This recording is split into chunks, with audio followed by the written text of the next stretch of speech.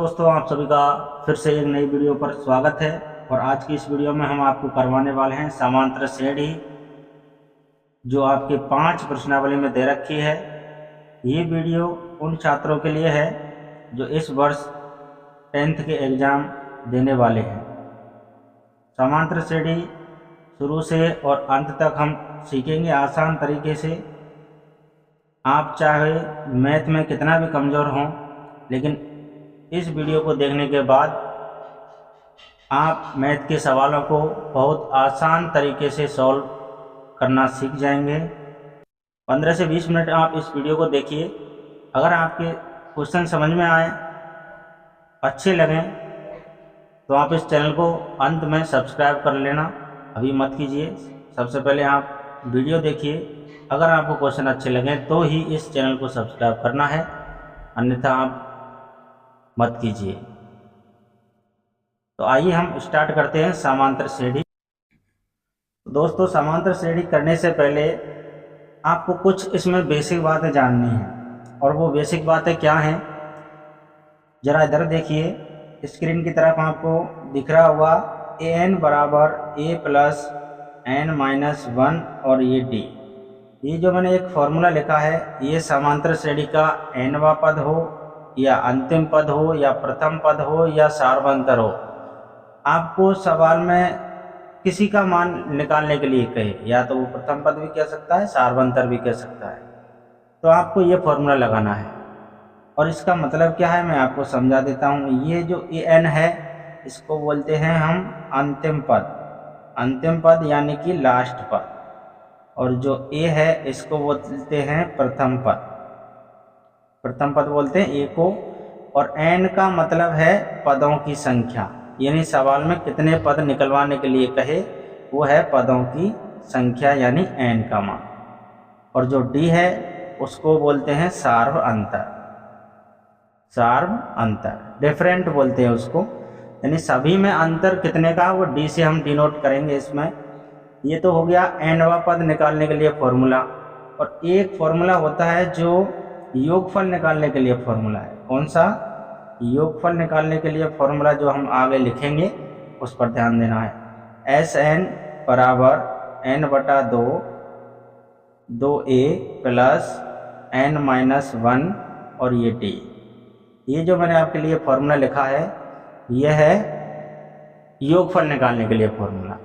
चाहे आपको 10 पदों का योगफल निकालने के लिए ये कहे या 15 पद निकालने के लिए फॉर्मूला कहे, आपको ये फॉर्मूला लगाना है। क्लियर? इसमें ये Sn नया आया है, इसको बोलते हैं योगफल। अगर Sn की जगह मैं यहाँ यूँ लिख दूँ S20, तो आपको समझना है 20 पदों का योगफल हमको निकालना है। 20 पदों का योगफल। अभी आप समझ गए होंगे। ये तो है, ये तो रहा आपका बड़ा फॉर्मूला Sn का, योगफल का। और एक फॉर्मूला है छोटा वाला, Sn बराबर n/2 a प्लस an। ये वाला फॉर्मूला है छोटा, जो योगफल निकालने के लिए हम आगे लगाएंगे सवाल में। आप इसका स्क्रीनशॉट ले लीजिए। मैं आगे फिर उदाहरण नंबर 1 आपके लिए सेट करता हूँ, और हम सबसे पहले उदाहरण नंबर 1 को करेंगे, उसके बाद आगे सवाल को करते हुए चलेंगे। आप वीडियो को कंटिन्यूअस देखिए, आपको पता चल जाएगा समांतर श्रेणी कितनी आसान है और आप आसानी से उसको सीख सकते हैं।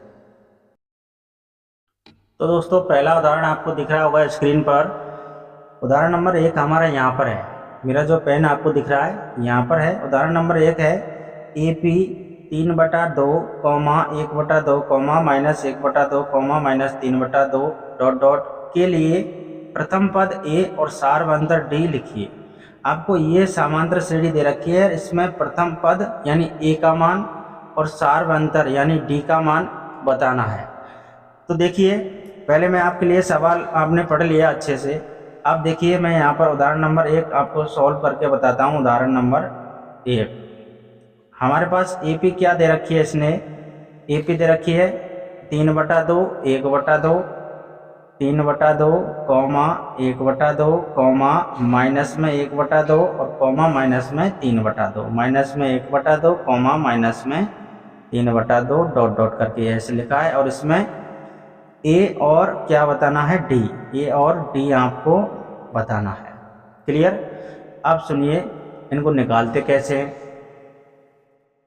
मैंने आपको पहले ही बता दिया है कि प्रथम पद बोलते हैं ए को, हमको निकालना है इसमें प्रथम पद, और प्रथम पद बोलते हैं ए को। जो आपकी समांतर श्रेणी में जो पहले दिया हो, ये वाला जो दिया हो आगे आगे का, वो होता है प्रथम पद, चाहे वो कुछ भी हो। आ गया समझ में?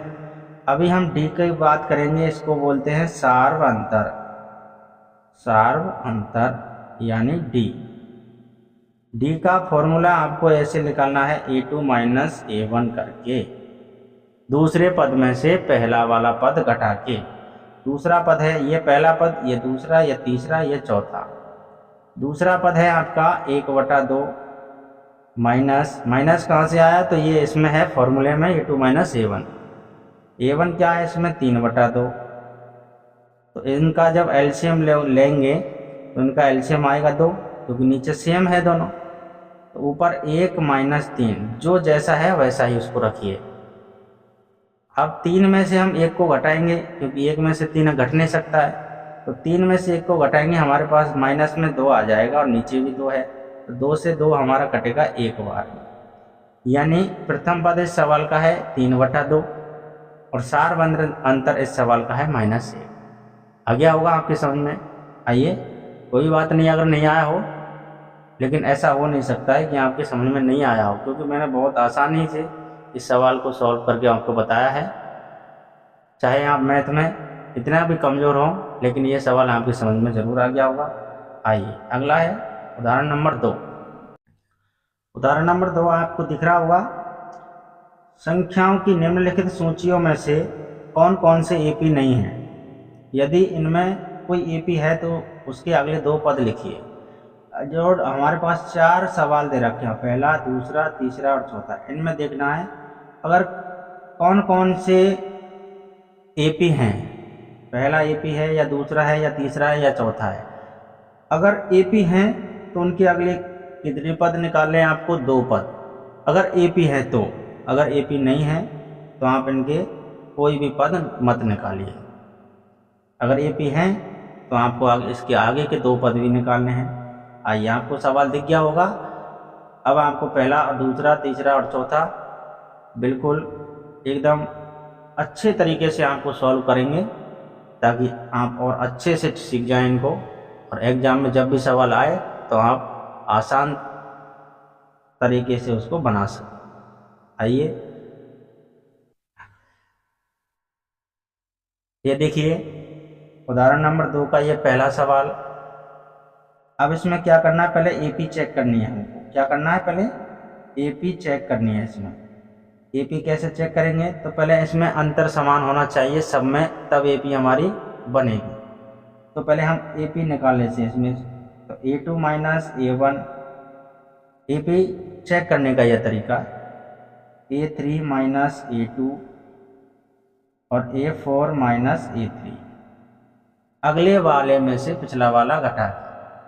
A2 है इसमें 10, A1 है इसमें 4। अब आप कहेंगे कि A1, A2, A3 ये कहाँ पर है? तो ये यहाँ पर है सवाल में, A1, A2, A3 और A4।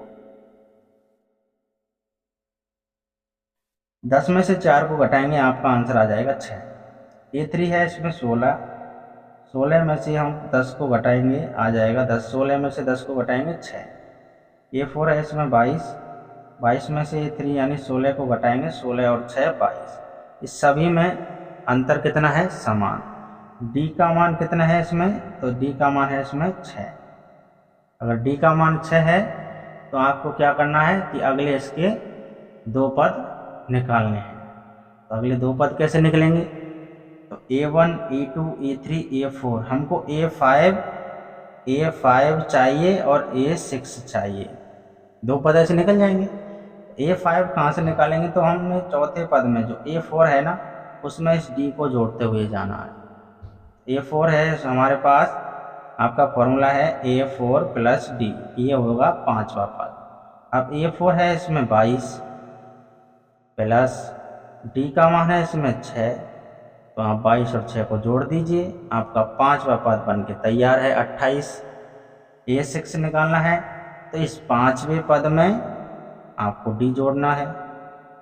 पांचवा पद हमने अभी निकाला था 28 प्लस डी का मान हमने पहले निकाल दिया है। 28 और 6 कितना हो गया 34। अभी आपके समझ में आया कि नहीं आया? यानी दो पद निकलवाने के लिए कहा, हमने दो पद निकाल लिए। अगर तीसरा 3 पद निकलवाने के लिए कहता तो हम 7वां पद का फॉर्मूला लगाते A6 प्लस डी। ओके, पहला सवाल आपका कंप्लीट हो गया है। आइए अगला सवाल है इसका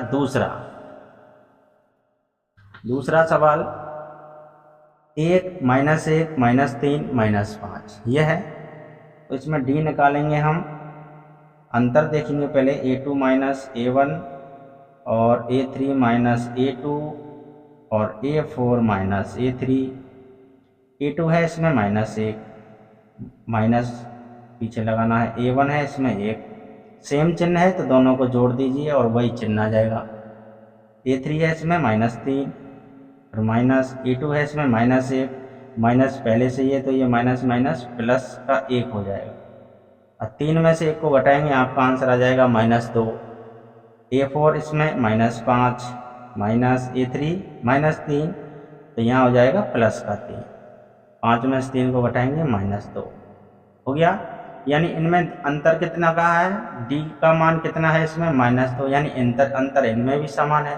तो इनके अगले दो पद भी निकालेंगे हम।